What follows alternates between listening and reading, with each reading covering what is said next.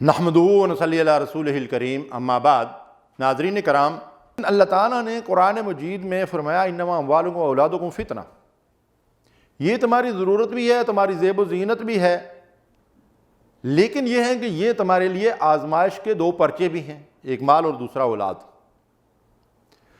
امام بخاری رحمۃ اللہ علیہ نے رسول کریم صلی اللہ علیہ وسلم کی ایک طویل حدیث جو ہے وہ بیان کی ہے،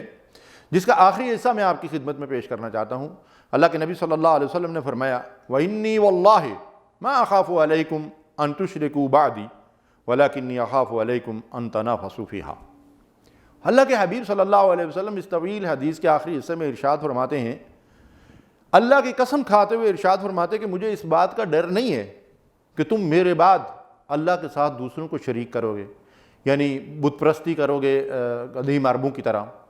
جیسا جاہلیت کے دور میں تم کرتے تھے۔ مجھے اس کا کوئی خطرہ نہیں ہے، الحمدللہ توحید تمہارے دلوں اور دماغوں میں راسخ ہو گئی ہے، لیکن مجھے جس بات کا خوف ہے وہ کیا ہے؟ ان تنافسوا فیہا، دنیا کی دوڑ میں تم ایک دوسرے سے آگے بڑھنے کی کوشش کرو گے۔ اور ایک اور روایت میں رسول کریم صلی اللہ علیہ وسلم نے فرمایا کہ تم بھی پہلے لوگوں کی طرح مال کے فتنے میں مبتلا ہو جاؤ گے، اور اس مال کے حصول کے لیے تم ایک دوسرے پہ اپنی بڑائی کا اظہار کرنے کے لیے دوسروں کے اوپر ظلم اور زیادتیاں کرو گے، جس کی وجہ سے تم ہلاکت اور بربادی کی طرف چلے جاؤ گے۔ تو اس مال کی محبت اگر اللہ اور اللہ کے رسول اور اللہ کے دین کی محبت پر غالب آ جائے تو پھر یہ تباہی اور ہلاکت کا باعث ہے۔ کسی نے اس کی بڑی اچھی مثال دی ہے کہ مال کے ساتھ محبت تو ہونی چاہیے، لیکن اس کی مثال یہ ہے کہ جیسے ایک کشتی جو ہے وہ پانی کے اوپر تیرتی ہے، تو آپ اس مال کی محبت کو اپنے دل کے اندر نہ بسائیں، دل کے اندر جگہ نہ دیں، اس کو اپنی ضرورت کی حد تک رکھیں اور ضرورت کے لیے اس کو استعمال کریں اور ضرورت کے لیے اس کو حاصل کریں۔ جس طرح کشتی کے اندر اگر پانی چلا جائے تو وہ ڈوب کر برباد ہو جاتی ہے، تباہ ہو جاتی ہے، ختم ہو جاتی ہے، اس طرح اگر مال کی محبت دل کے اندر گھر کر جائے اور پھر وہ محبت اللہ اور رسول اللہ کے دین کی محبت کے اوپر غالب آ جائے تو پھر انسان تباہ و برباد اور ہلاک ہو گیا۔ اس لیے اس میں ایک اعتدال اور توازن کی ضرورت ہے۔ اگر یہ اعتدال اور توازن برقرار نہ رہے اور انسان کی کیفیت یہ ہو جائے کہ الذی جمع مالا وعددہ، جو مال سینت کر رکھتا ہے، گن کر رکھتا ہے، اس کے ساتھ لگا رہتا ہے، ہمیشہ اس کی گنتی کے چکر میں پڑا رہتا ہے، الہاکم التکاثر حتی زرتم المقابر،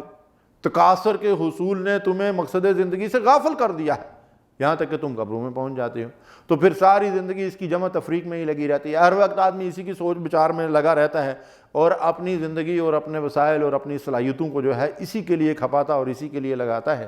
تو یہ ناکام اور نامراد انسان ہے، اور ایسا انسان ہلاکت اور تباہی اور بربادی کی وجہ سے اپنے آپ کو گویا کہ جہنم کی طرف دھکیل رہا ہے۔ اللہ تعالیٰ نے قرآن مجید میں ایک جگہ ہمارے سامنے ایک ترازو رکھ دی ہے، جس میں اللہ ارشاد فرماتے ہیں قُلْ إِنْ كَانَ آبَاؤُكُمْ وَأَبْنَاؤُكُمْ وَإِخْوَانُكُمْ وَأَزْوَاجُكُمْ وَعَشِيرَتُكُمْ وَأَمْوَالٌ اقْتَرَفْتُمُوهَا وَتِجَارَةٌ تَخْشَوْنَ كَسَادَهَا وَمَسَاكِنُ تَرْضَوْنَهَا أَحَبَّ إِلَيْكُم مِّنَ اللَّهِ وَرَسُولِهِ وَجِهَادٍ فِي سَبِيلِهِ فَتَرَبَّصُوا حَتَّىٰ يَأْتِيَ اللَّهُ بِأَمْرِهِ وَاللَّهُ لَا يَهْدِي الْقَوْمَ الْفَاسِقِينَ۔ اس حدیث مبارکہ کو علماء نے ایک ترازو اور میزان قرار دیا ہے، علائق دنیاوی اور اللہ اور اللہ کے رسول اور اللہ کے دین کے ساتھ محبت کے حوالے سے، کہ اللہ نے فرمایا کہ ایک پلڑے میں تم اپنے آبا و اجداد، تم اپنے بھائی بندوں، تم اپنے بیویوں اور خاوندوں اور اپنے رشتہ داروں اور اپنے کمائے ہوئے مال اور تجارت اور کاروبار، جس کے اندر مندے کا تمہیں ہر وقت خدشہ رہتا ہے، کساد بازاری کا خطرہ رہتا ہے، اور وہ غیر اور وہ مکانات اور وہ رہائشیں جو تمہیں بڑے محبوب ہیں، اگر یہ تمہیں زیادہ محبوب ہیں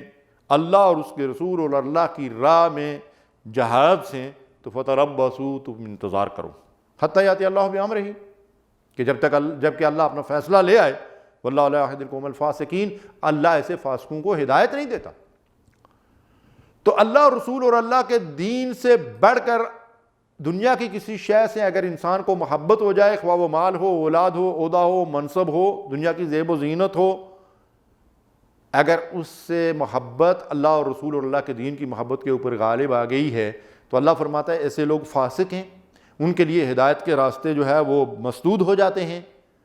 اور ارشاد فرمایا کہ پھر تم کیا کرو، اللہ کے فیصلے کا انتظار کرو۔ یہاں اللہ کے فیصلے سے مراد کیا ہے؟ بعض مفسرین نے لکھا ہے کہ اللہ کے فیصلے سے مراد اللہ کا عذاب ہے، اور بعض نے یہ لکھا ہے کہ اللہ تعالیٰ پھر تمہیں اس منصب سے، امامت کے منصب سے معزول کر دے گا اور تمہاری جگہ دوسرے لوگوں کو لے آئے گا۔ استغفر اللہ، حسبنا اللہ و نعم الوکیل۔ ناظرین کرام، اللہ تبارک و تعالیٰ نے دنیا میں امت مسلمہ کو عزت اور شرف کا مقام دیا ہے، لیکن جب مسلمان مال کی محبت کے اندر غرق ہو کر خواہشات نفس کے پیچھے دوڑنا شروع کر دیتے ہیں اور مقاصد زندگی نظروں سے اوجھل ہو جاتے ہیں تو پھر انسان ہلاکت کی طرف جو ہے وہ لڑکنا شروع ہو جاتا ہے۔ کسی نے کتنی اچھی مثال دی ہے کہ ہم لوازمات زندگی کی اتنی اونچی دیوار اپنے سامنے کھڑی کر دیتے ہیں کہ مقاصد زندگی اس دیوار کے پیچھے نظروں سے اوجھل ہو جاتے ہیں، اور ہم ساری زندگی لوازمات زندگی کے حصول میں لگے رہتے ہیں اور مقاصد زندگی سے غافل رہتے ہیں، مہلت عمل ختم ہو جاتی ہے۔ ناظرین کرام، مقاصد زندگی کیا ہیں؟ قل، ہم سے اعلان کروایا جا رہا ہے، ہمیں کہا جا رہا ہے کہ اس بات کا اعلان کرو، لوگوں کے سامنے اس بات کا اعتراف کرو، ان صلاتی و نسکی و محیای و مماتی للہ رب العالمین، کہ بحیثیت مسلمان تمہارا مقصد زندگی کیا ہے؟ میری زندگی کا مقصد تیرے دین کی سرفرازی، میں اسی لیے مسلمان، میں اسی لیے نمازی۔ ان صلاتی، میری نماز، و نسکی، میرے تمام مراسم عبودیت عبادت کے تمام طور طریقے،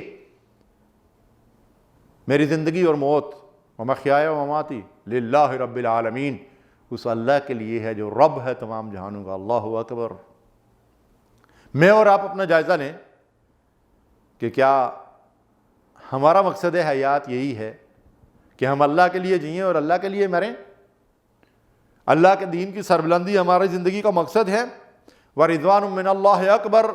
اللہ کی رضا سب سے بڑی چیز ہے، تو کیا ہم اللہ کی رضا کی جستجو میں ہر وقت لگے رہتے ہیں کہ کس کام سے اللہ راضی اور خوش ہوتا ہے اور ان کاموں سے اپنے آپ کو بچاتے ہیں جن سے اللہ ناراض ہوتا ہے؟ تو ناظرین کرام، سامعین محترم، مال ہماری ضرورت ہے اور مال ہماری زندگی کے لیے انتہائی ضروری اور ناگزیر ہے، لیکن مال کی محبت، اولاد کی محبت، دنیا کی محبت، خواہشات نفس، ان سب سے بڑھ کر ہمیں اللہ کے رسول اور اللہ کے دین سے محبت ہونی چاہیے۔ والذین آمنوا اشد حبا للہ، ایمان والے سب سے بڑھ کر اللہ سے محبت کرتے ہیں۔ تو اللہ کی محبت اور اللہ کے دین کی محبت اور اللہ کے رسول کی محبت ہی ہمارا اصل سرمایہ ہے۔ مال ہماری ضرورت پوری کرنے کے لیے اللہ ہمیں حلال ذرائع سے دے تو اللہ تعالیٰ اس کے اندر خیر و برکت پیدا کر دے، لیکن اس کی محبت اگر اللہ اور اللہ کے دین کی محبت پہ غالب آ گئی تو یہ تباہی اور ہلاکت ہے۔ اللہ تعالیٰ ہمارے دلوں سے اس محبت کو محو کر دے اور ہمارے سینوں کو اپنی محبت سے، اپنے دین اور اپنے رسول کی محبت سے لبریز کر دے۔ وآخر دعوانا الحمدللہ رب العالمین۔ صلو